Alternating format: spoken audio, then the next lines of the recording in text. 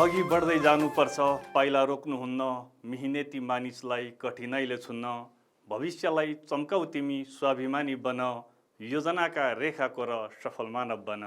कक्षासम्म अध्ययनरत सम्पूर्ण भाइ बहिनीहरूलाई नमस्कार।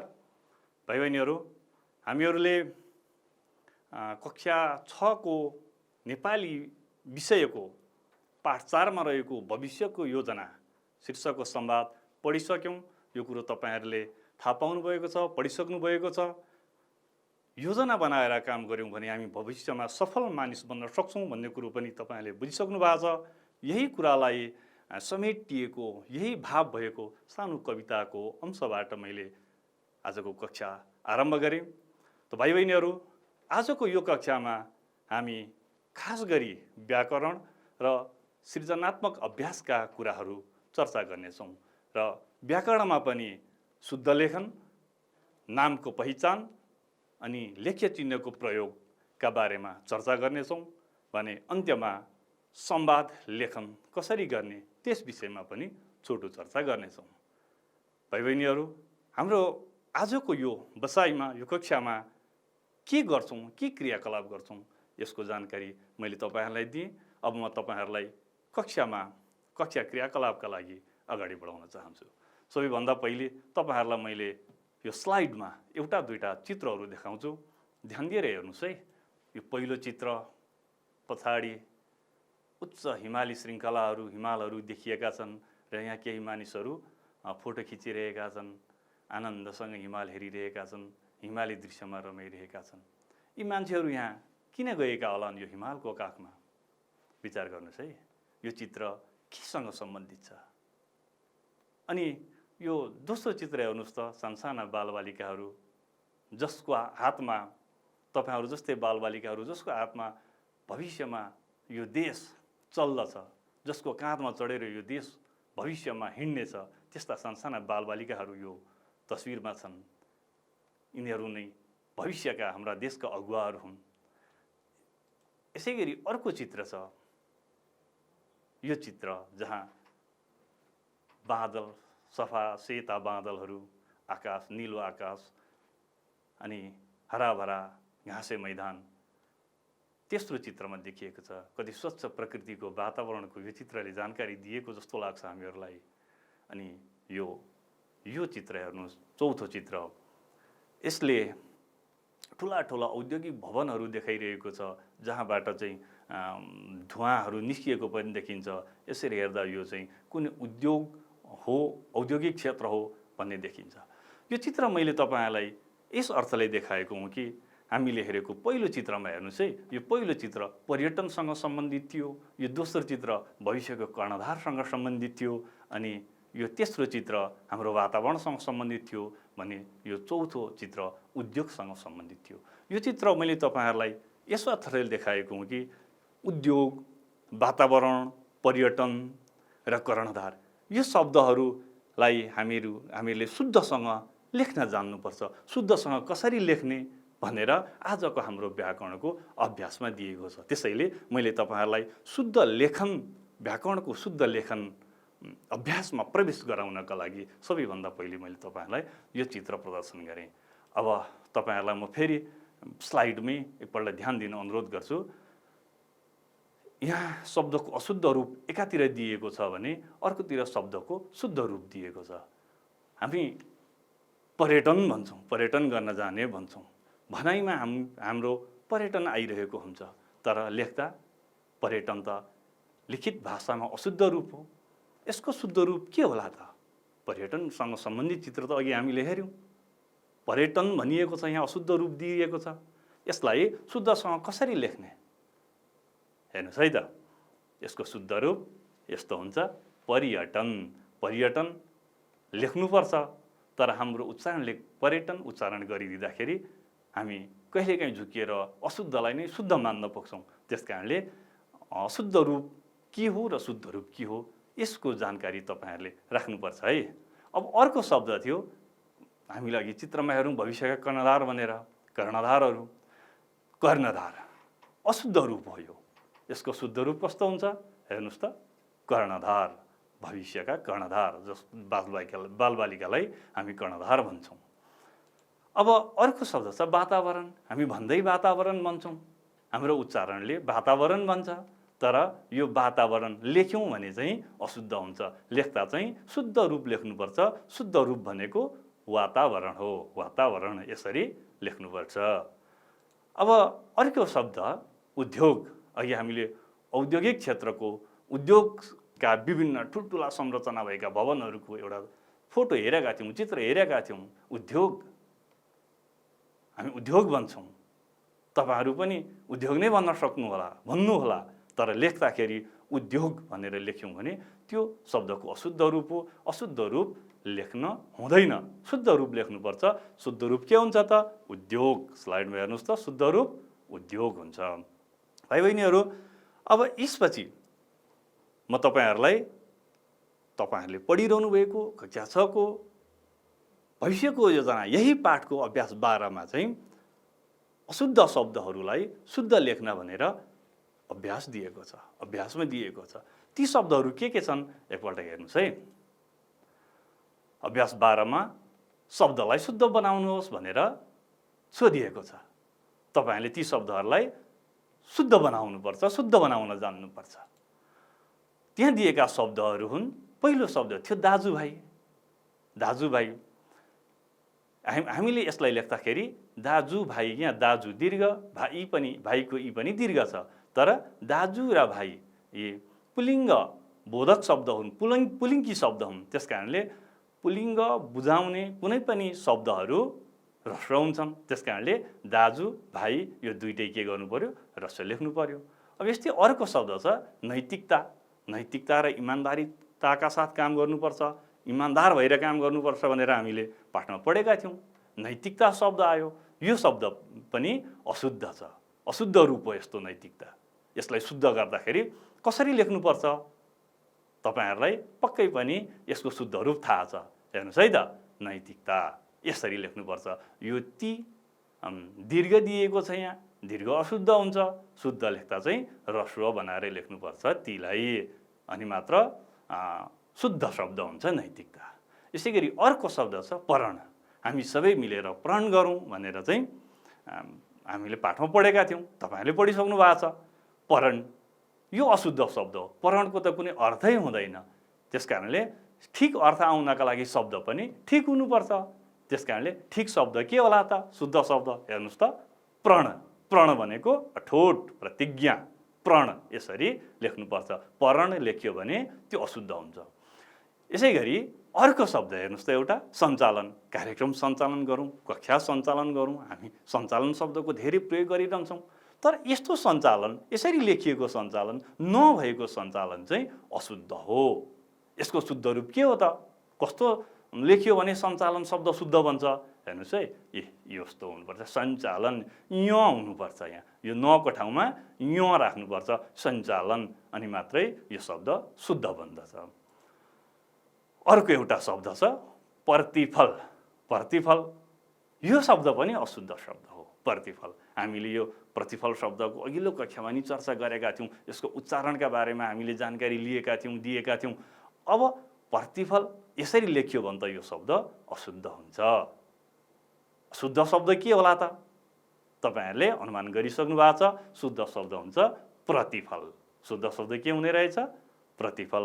भाइ बहिनीहरू, यसै गरी तपाईहरूले अशुद्ध शब्दहरूलाई शुद्ध बनाउन सिक्नुपर्छ, जान्नुपर्छ। बारम्बार अभ्यास गरियो भने हामीले लेखेको हरेक शब्दहरू शुद्ध हुन्छन्।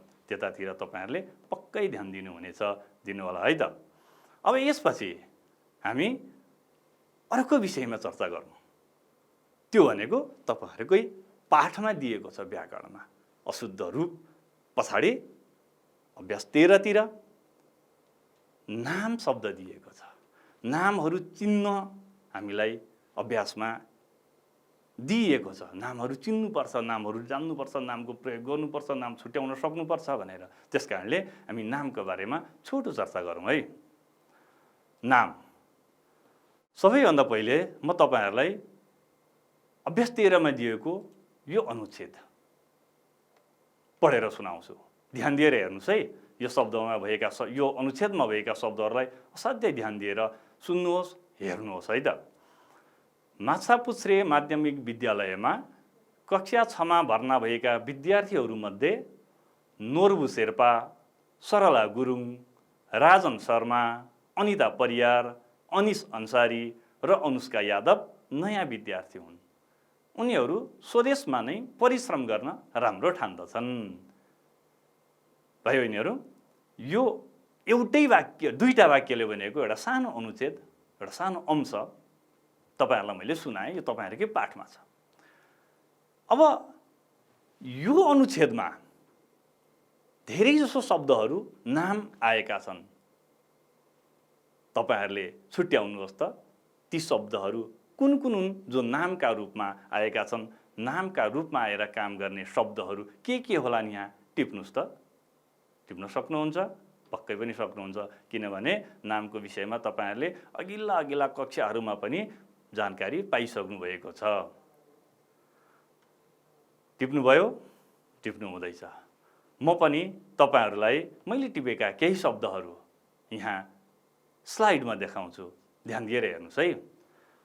यहाँ आएका केही शब्दहरू, केही नाम शब्दहरू, नामका रूपमा काम गर्ने, वाक्यमा आएर नामका रूपमा काम गर्ने केही शब्दहरू हेर्नुस् है त। पहिलो शब्द थियो विद्यालय, दोस्रो कक्षा, तेस्रो के होला भर्ना, चौथो शब्द विद्यार्थी, नोर्बु पनि नाम नै हो। यसैगरी अर्को शब्द छ सरला, अनि अर्को राजन, त्यसपछि अनिता, यी सबै नाम हुन्।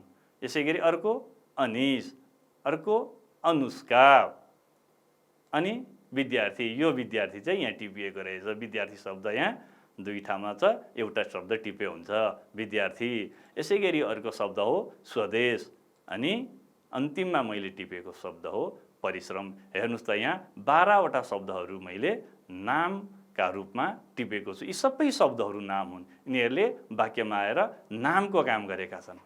त्यसैले हुन त शर्मा, परियार भनेर थरको रूपमा आएका शब्दहरू पनि नाम नै हुन्। तैपनि यी 12वटा शब्दहरू मैले टिपेको छु। अरू पनि यहाँ नाम भए तपाईहरुले पनि टिप्न सक्नुहुन्छ। टिपेर आफ्ना गुरुहरूलाई देखाउन सक्नुहुन्छ। अब नाम, यी शब्दहरू नाम हुन् भनेर हामीले यहाँ भन्यौं, तपाईहरुले पनि सुन्नुभयो। तर नाम भनेको के हो? नामलाई कसरी चिन्ने, कसरी छुट्याउने?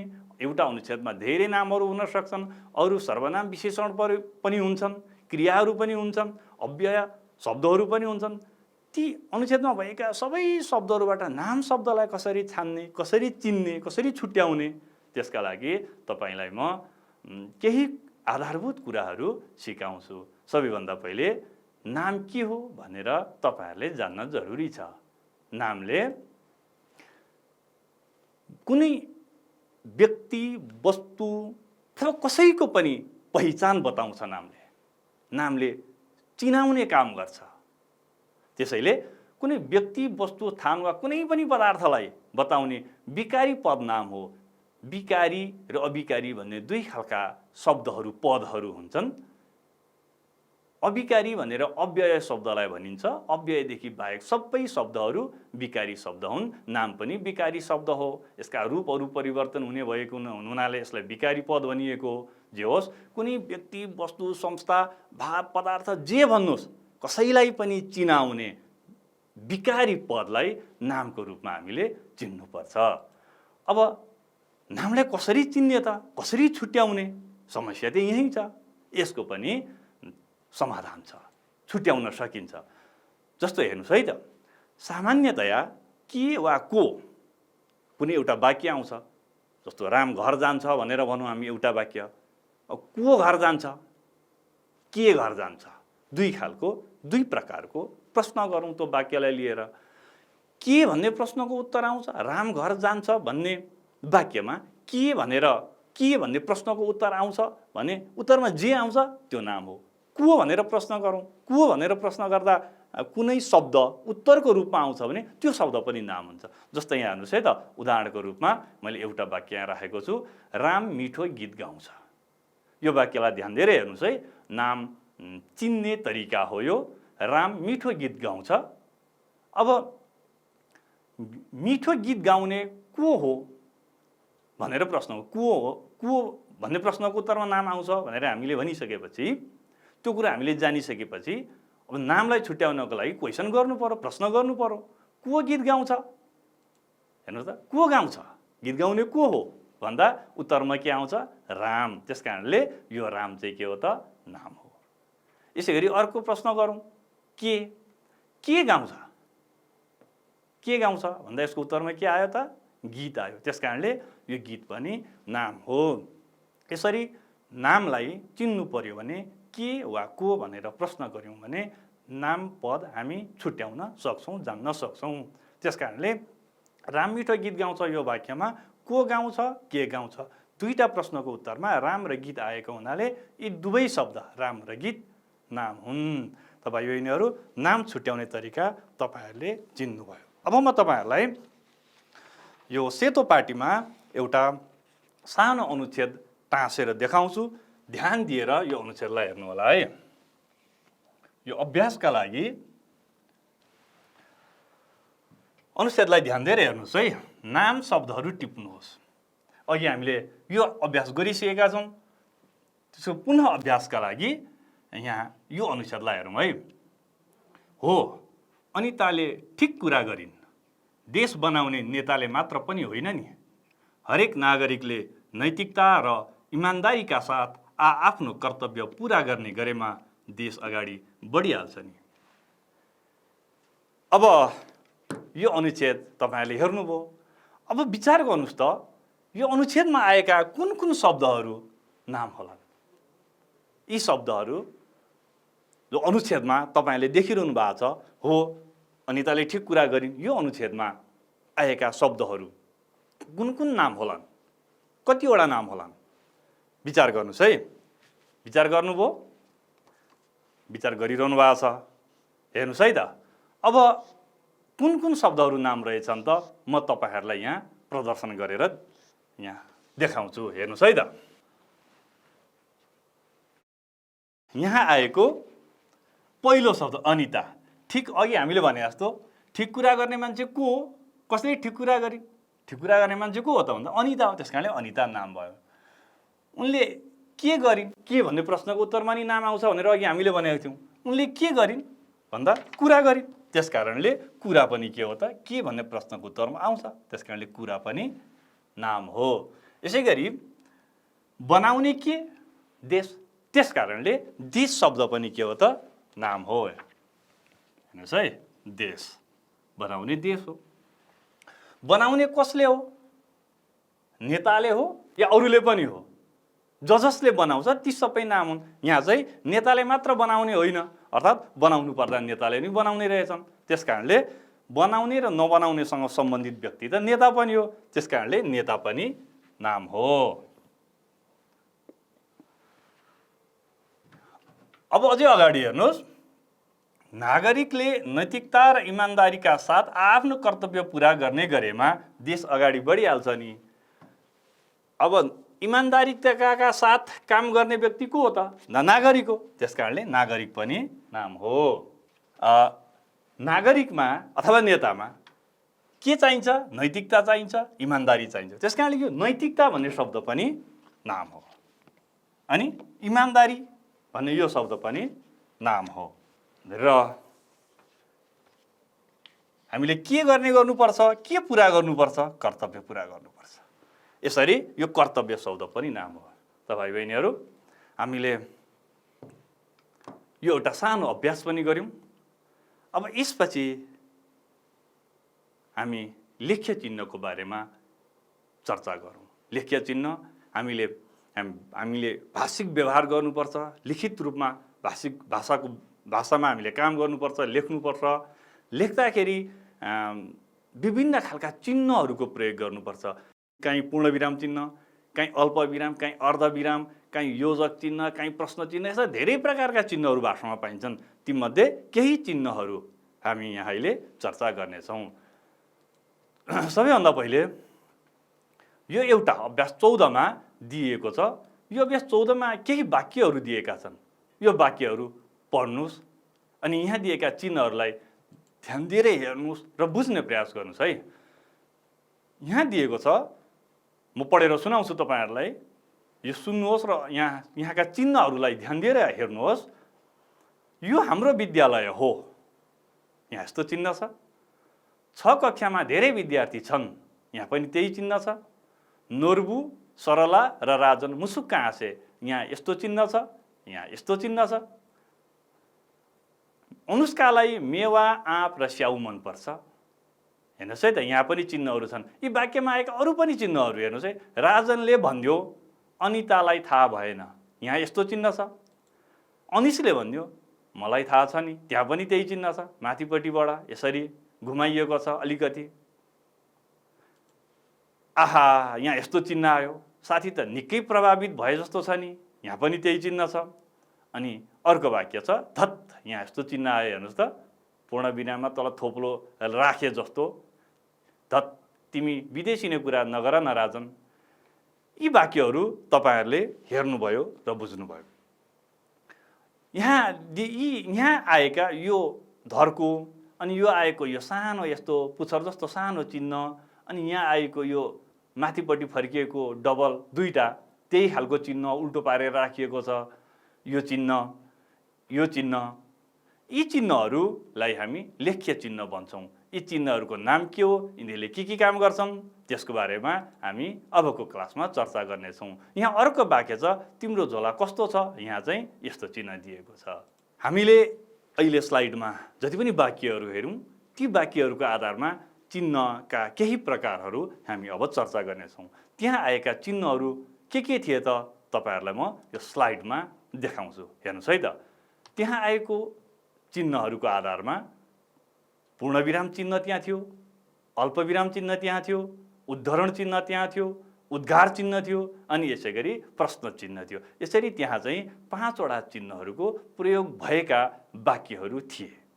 अब यी वाक्यहरू कस्तो वाक्यमा, कुन वाक्यमा अथवा कस्तो ठाउँमा पूर्णविरामको प्रयोग गर्ने, कस्तो ठाउँमा अल्पविरामको प्रयोग गर्ने, पूर्णविराम, अल्पविराम, उद्धरण, यो भनेको के हो, यसको बारेमा तपाईहरूलाई म जानकारी गराउँछु। सबैभन्दा पहिले कहाँ कस्तो चिन्ह प्रयोग गर्ने, यस विषयमा म तपाईलाई जानकारी गराउँछु। हेर्नुहोस् है त, पूर्णविराम चिन्ह। पूर्णविराम चिन्ह भनेको यसरी सिधा वाक्यको अन्त्यमा यसरी सिधा तानिएको, यहाँ हेर्नुहोस् त, यहाँ रातो रङले तानिएको सिधा एउटा धर्को जस्तो देखिन्छ, यस्तो चिन्हलाई पूर्णविराम चिन्ह भनेर भनिन्छ। पूर्णविराम चिन्ह चाहिँ वाक्य पुरा हुँदा पूर्णविराम चिन्ह लगाइन्छ। जस्तो राम घर जान्छ भन्नु पर्यो भने जान्छ भनिसकेपछि वाक्य पुरा हुन्छ, हो त्यस्तो ठाउँमा चाहिँ यो पूर्णविराम चिन्हको प्रयोग गर्नुपर्छ। उदाहरण हेर्नुहोस् है त, म नेपाली हुँ, म नेपाली हुँ भनेपछि एउटा वाक्य पुरा भयो। यो पुरा भएको जनाउनका लागि चाहिँ पूर्णविराम चिन्ह लगाउनुपर्छ, लगाइन्छ। अब अर्को अल्पविराम चिन्ह। अल्पविराम चिन्ह भनेको पूर्णविराम चिन्हभन्दा सानो, अर्थात् पूर्णविराम चिन्हले चाहिँ वाक्य पुरा हुँदाखेरि विश्राम जनाउँछ। पूर्णविराम, पूर्ण विश्राम, त्यहाँ रोकिन्छौँ हामी, म नेपाली हुँ भनेर भनिसकेपछि हामी एकछिन रोकिन्छौँ, त्यो पूर्णविराम हुन्छ।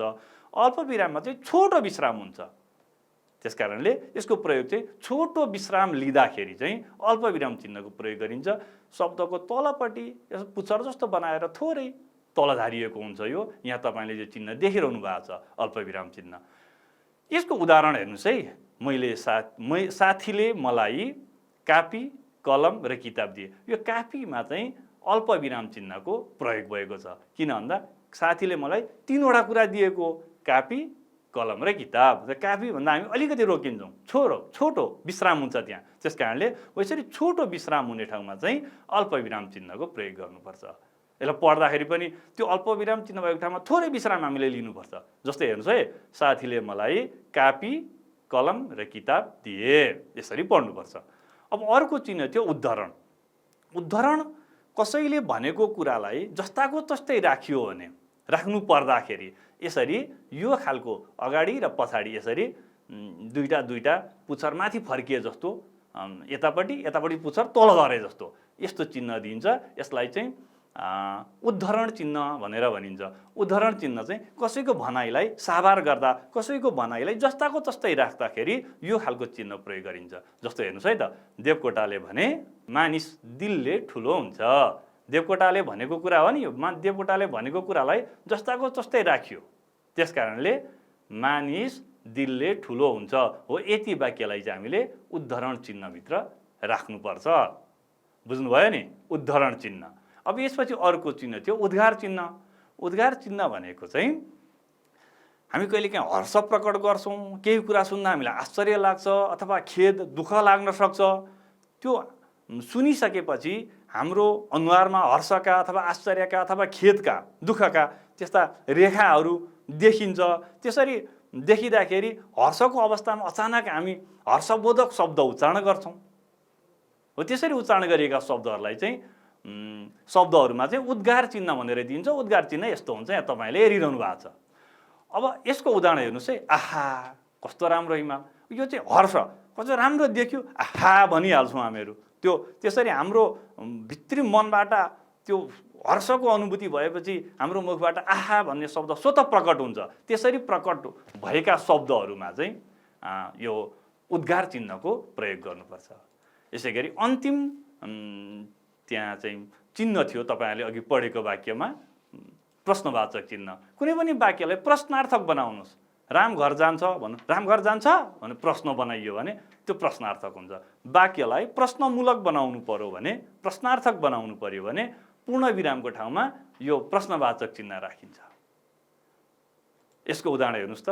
तिमी भविष्यमा के बन्छौ भनेर सोध्यो भने, तिमी भविष्यमा के बन्छौ भन्यो भने के, कुन, कसले भन्यो भने त प्रश्न सोधेको भयो। हो, त्यस्तो ठाउँमा चाहिँ यो क्रियाको पछाडि अन्तिममा प्रश्नवाचक चिन्ह लगाउनुपर्छ।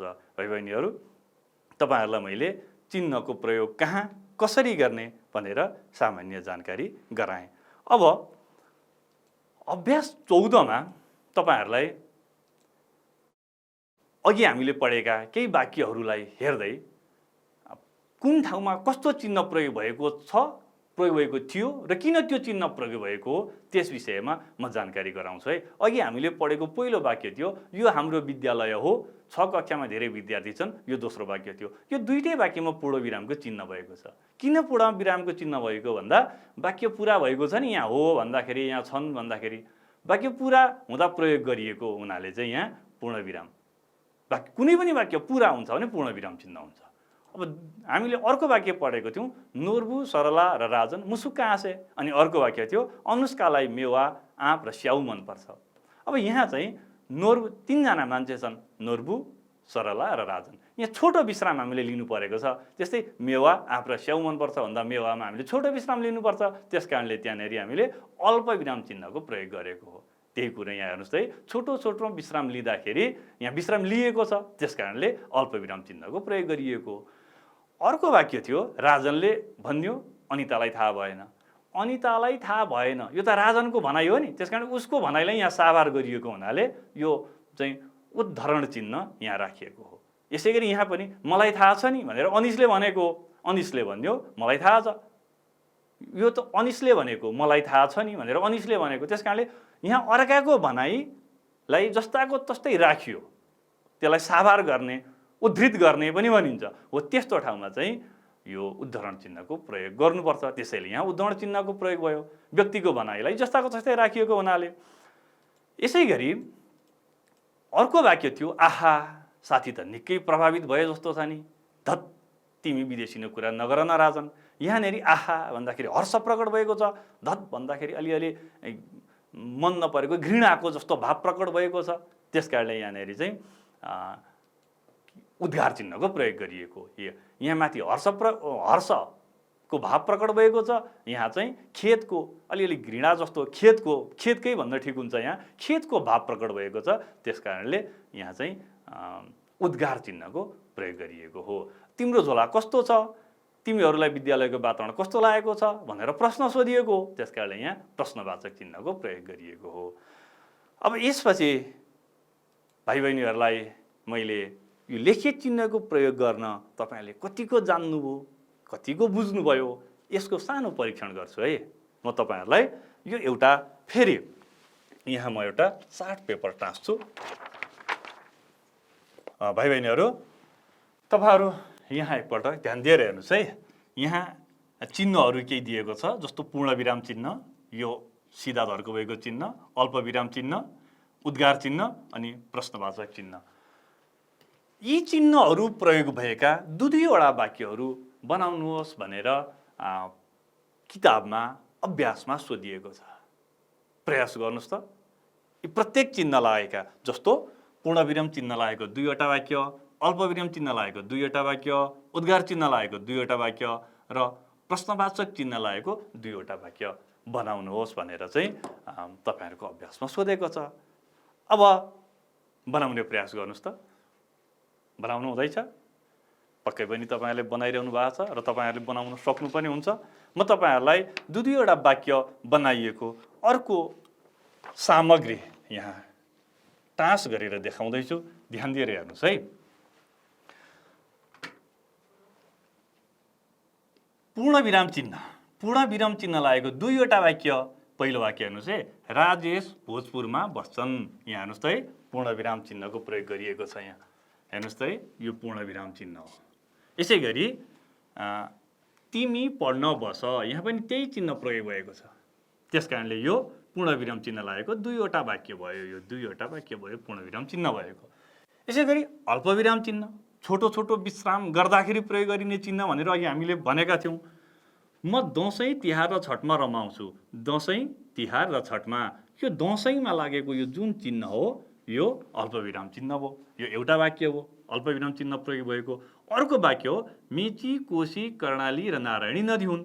मेची एउटा विश्राम हो, कोशी अर्को विश्राम हो, कर्णाली र यहाँ चाहिँ र आएको हुनाले यहाँ त्यो चिन्ह प्रयोग हुँदैन। यहाँ दुईटा विश्राम हो छोटो छोटो। त्यसकारणले यो अल्पविराम चिन्ह भएको दुईवटा वाक्य यी दुईटा भए। यसै गरी उद्गार चिन्ह प्रयोग भएको हेर्नुहोस् त। आत्था आगोले पोल्यो, यहाँ उद्गार चिन्हको प्रयोग हो। कठै यसले दुःख पो पाएछ भन्दा यहाँ पनि त्यही चिन्हको प्रयोग हो। यो उद्गार चिन्ह प्रयोग भएको वाक्य हो। र प्रश्नवाचक चिन्हको प्रयोग भएको वाक्य हेर्नुहोस् है। यसपालिको जाडो बिदामा तिमी के गर्छौ? यहाँ त्यो प्रश्न चिन्ह छ।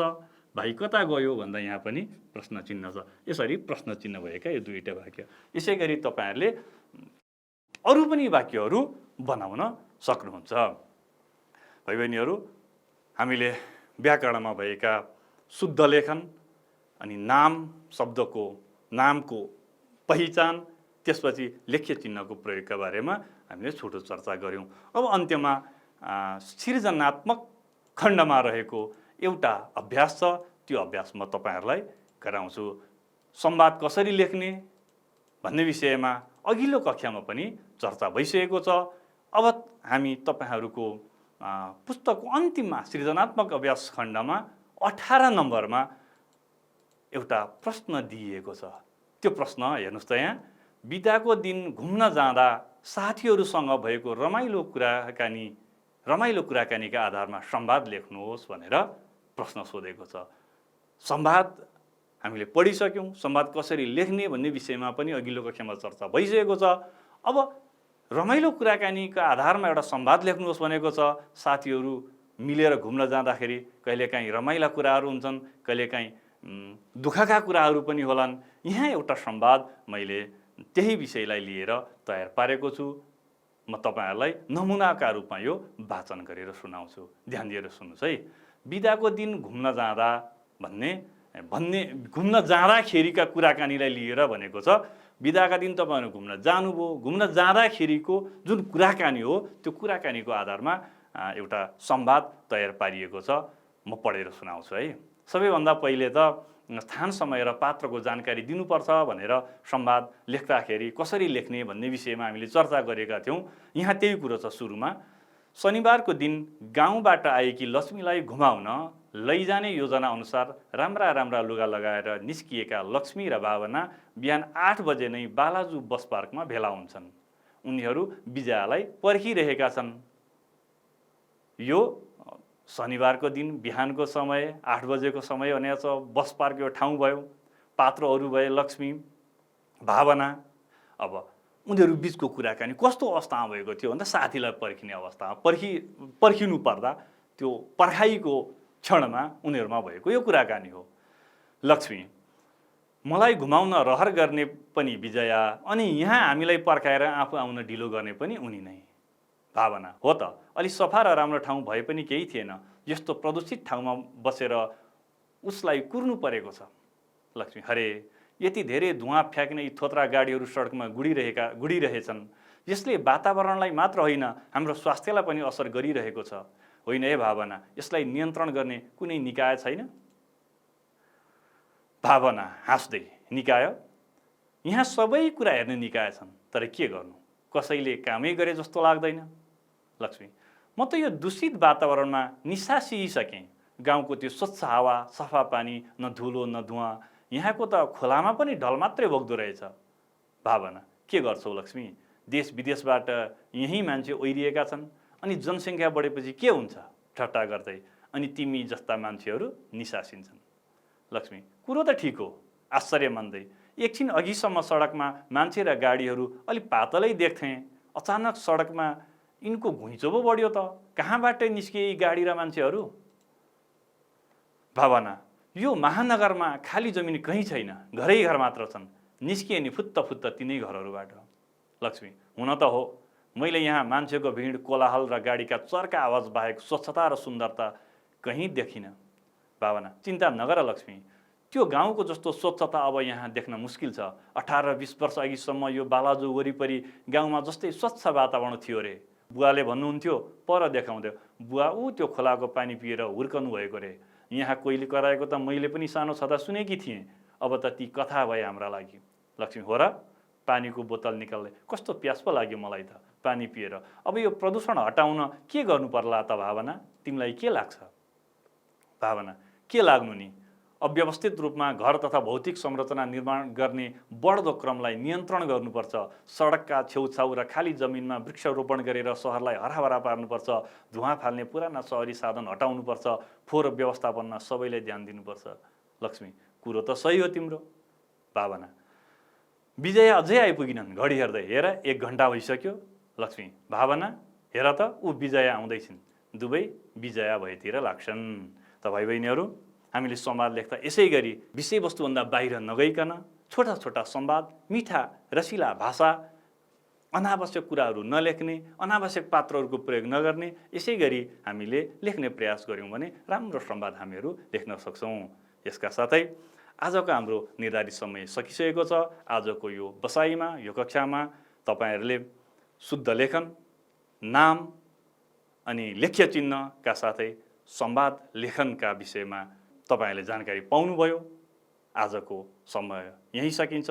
बिदा चाहन्छु। नमस्ते।